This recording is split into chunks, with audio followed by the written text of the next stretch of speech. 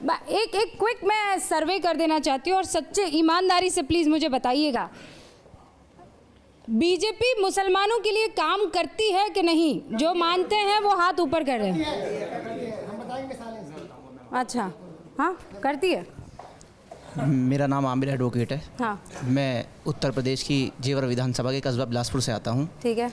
और मैं आपको बता देना चाहता हूँ कि अब से पहले जितनी भी सरकारें रही हैं, उन सरकारों के अंदर कभी भी मैंने अपने होश में किसी मुसलमान का भला होते नहीं देखा है। मेरे कस्बे के अंदर सैकड़ों ऐसे मुसलमान हैं जिनके घरों पर छतें नहीं थी अपनी, जो छप्परों में रहते थे। प्रधानमंत्री आवास योजना से उनके सैकड़ों लोगों के मकान बने हैं। और वो लोग उस गैर पार्टी उन्होंने बहकाने का काम किया कि ये सब झूठे वादे हैं, इनकी किस्त बन जाएंगी, ये मकान छिन जाएंगे। उन्होंने बहकाने का काम नहीं किया। और आज के वक्त में वो लोग अपने आंखों से ये देख रहे हैं कि उसमें तादाद बढ़ती जा रही है। पहले 10 के बने, फिर 50 के बने, फिर 100 के बने। और आज उससे इतना बड़ा फ़ायदा है कि 1 रुपया अपने घर में नहीं लगाना पड़ा और झोपड़ी झप्पड़ से वो सब पक्के मकान हो गए। और रही बात गुंडागर्दी की, जेवर विधानसभा के जो हमारे लोकप्रिय विधायक हैं, जब से वो वहाँ से बीजेपी से विधायक बने हैं, हमारे यहाँ पे क्या होता था पहले, गैर सरकारों के अंदर गुंडे व्यापारियों के ठले पर पिस्टल रखकर पैसा उगा लेते थे, सामान ले जाते थे और कुछ पैसा नहीं देते थे। उनकी मजबूरी हुआ करती थी। उन सरकारों के अंदर गुंडे पले हैं, उनके सरकारों के गुंडों ने हनन किया है। आज किसी की ताकत नहीं है। गौतम बुद्ध नगर का इतिहास आप उठा के देखिए, जो भी गलत काम कर रहा है, जो भी बदमाश पैन निकालने की कोशिश करता है, उसके साथ में क्या अंजाम होता है।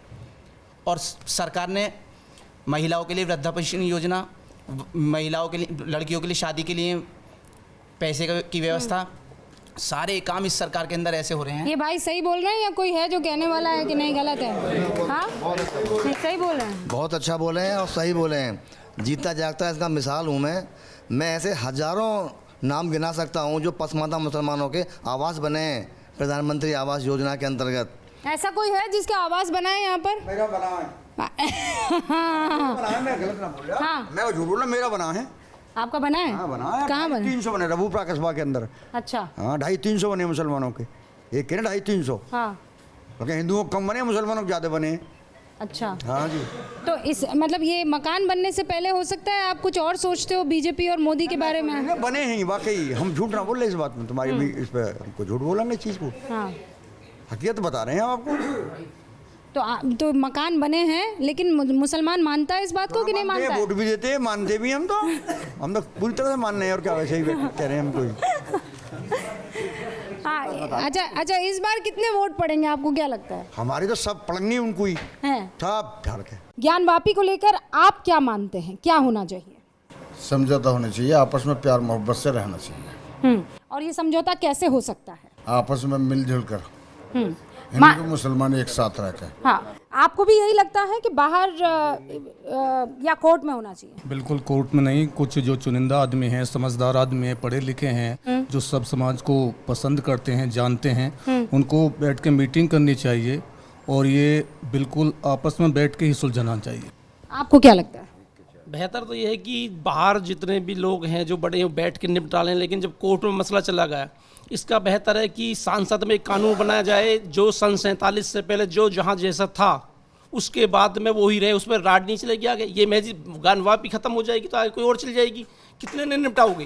बेहतर ये है कि सन 47 से बाद में देश आज़ाद होगा, उससे पहले जो स्थिति जिसकी थी वो वैसी रहनी चाहिए। अब हम 500 साल पुराने करा दें, अब से हम चले जाएंगे, अब से पीछे कोई और भी, अब से पहले कितने राजा महाराजा यहाँ चले गए और अब से पीछे भी कितने आएंगे, जब तक दुनिया है कि दल क़यामत तक आते रहेंगे। पर अब मैं आपसे एक बहुत जिसे कहते हैं ना पॉइंटेड सवाल पूछती हूँ कि ये जितने भी लोग आए थे, चाहे वो औरंगज़ेब आया, अकबर आए या जितने भी तमाम मुग़ल आए, ये इस्लाम फैलाने आए थे कि अपना वर्चस्व फैलाने आए थे? देखो, विदेश से आए औरंगज़ेब, लोग कहते हैं औरंगज़ेब कट्टर था, उसने हिंदुओं को मुसलमान किया और है हुए, लेकिन जो दिखाया जाता है वो असलियत नहीं है।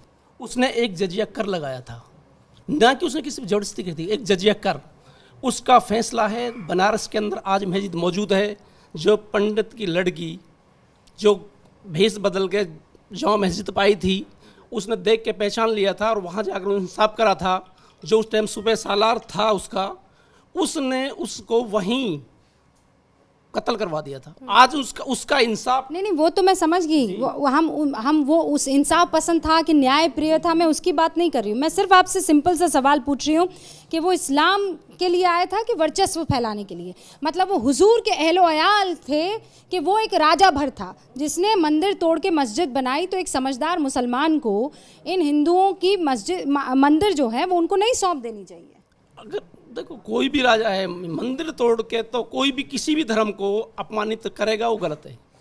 मंदिर है, मस्जिद हो, आज हुकूमत मान लो आज मेरी है कल तुम्हारी है, ये मतलब नहीं है कि मैं तुम्हारे धर्म चीज को, धर्म सबका अपना अपना आज़ाद है। धर्म हमारे देश का तो संविधान के तहत आज़ाद है, लेकिन धर्म कोई भी हुजूर के ज़माने में भी ये तो हुजूर के ज़माने में भी था, जो गैर मुस्लिम थे अमानत के लिए हुजूर के पास अपनी चीज़ रख जाते। क्यों? गैर एक वाकया है, हज़रत उमर का एक वाकया है। हज़रत उमर जो है, जो ईसाई थे, उनकी एक बहुत बड़ी चर्च थी, वहाँ पर गए थे, तो नमाज का वक्त हो गया, तो हज़रत उमर को वहाँ चर्च के पादरी ने कहा कि आप यहाँ चर्च में नमाज़ पढ़ लो, ये वाकया है। हाँ, तो हज़रत उमर ने कहा कि मैं यहाँ नमाज नहीं पढ़ूँगा। तो पादरी ने कहा आप यहाँ चर्च में नमाज क्यों नहीं पढ़ेंगे? तो उन्होंने कहा इसलिए नहीं, ये तो अल्लाह का, पूरी दुनिया अल्लाह की है, मैं जहाँ नमाज़ पढ़ूँगा कबूल हो जाएगी, लेकिन मैं यहाँ नमाज़ पढ़ लूँगा तो फिर मेरे पीछे हर मुसलमान यहाँ नमाज़ पढ़ेगा और फिर ये चर्च नहीं मस्जिद हो जाएगी। तो हज़रत उमर ने जब इतनी बड़ी बात की, तो क्या हमें इस बात का ख्याल नहीं रखना चाहिए, क्या आपको नहीं रखना चाहिए कि अगर हिंदुओं की आस्था का वो केंद्र है, लड़ाई तब होती जब हमारे हुजूर का कुछ लेना देना वहाँ उस मसले से होता और शिव जी का होता, फिर हम कहते कि नहीं ये बहुत बड़ी लड़ाई है। लेकिन बात है मस्जिद की और उनके शिव के एक 12 ज्योतिर्लिंगों में से एक की, तो ईमानदारी से हमें एक पहल नहीं करनी चाहिए कि भाई कोई बात नहीं तुम ये रखो और अब इसके बाद मसला नहीं उठने पाए। जो झगड़ा घर में हो और घर से बाहर कोर्ट में चला जाए, तो दोनों पार्टी को यही निर्णय लेना चाहिए, जो कोर्ट फैसला करेगा उसी पे सब मात्र है। कोर्ट फैसला करेगी उसी पर। आप भी कोर्ट बाहर कोर्ट में ही होना चाहिए। कितने लोग मानते हैं कि कोर्ट में होना चाहिए और कितने कोर्ट में होना चाहिए, और कितने लोग मानते हैं कि हम समझदार लोग हैं, मतलब कोर्ट वाले भी समझदार हैं, लेकिन हम बाहर बैठकर मिल बैठकर ये फैसला करवा सकते हैं, इसे निपटारा हो सकता है। आप मानते हैं ऐसा करवा सकते हैं? करवा सकते हैं, लेकिन ये कम से कम ये तय तो कर लें कि अगला टारगेट फिर कौन सा होगा, फिर वो दूसरा, फिर तीसरा, फिर चौथा, ये कब तक? क़यामत तक यही चलता रहेगा।